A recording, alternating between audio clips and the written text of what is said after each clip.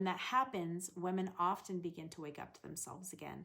And that shift isn't a rejection of family or marriage or faith, it's an invitation to evolve.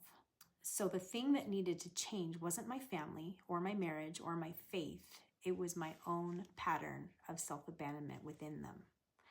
I had learned to stay quiet instead of speaking honestly. I learned to overfunction instead of ask for partnership. And when I learned to own that and see it with some self-awareness, everything shifted and I felt empowered more than ever before. I learned to take up space, to speak honestly and openly and be able to advocate for myself, to renegotiate the roles between me and my husband, to stop carrying everything alone, to recognize what I needed and ask for it.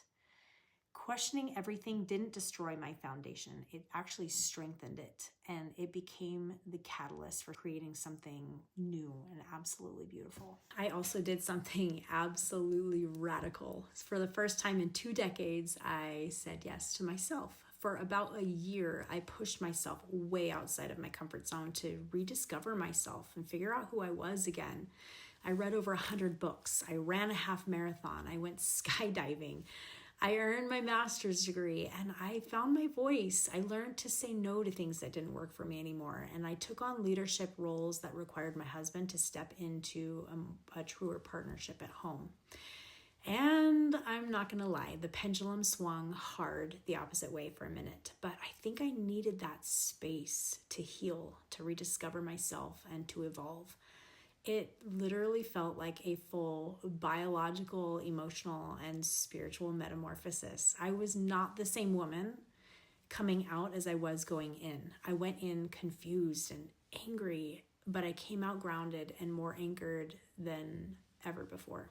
I didn't need to become someone new. I needed to return to who I always was, but with clarity, agency, and choice in the matter. And I learned that no sacrifice in motherhood is ever wasted. It builds something eternal. And I learned that I can be a mother with a self and not a mother instead of a self. But I think the most important lesson I learned came during my master's program, and it wasn't even something that was academic. One of my kids, my babies, graduated high school and left home. And he was prepared and I was super proud. I wouldn't have it any other way, but I did grieve the time that I missed with him during that final year at home while I was buried in my master's program. And that was time that I can never get back. While I don't regret the growth, I wasn't willing to miss any more of that sacred window of time with my kids while they're still in my home. So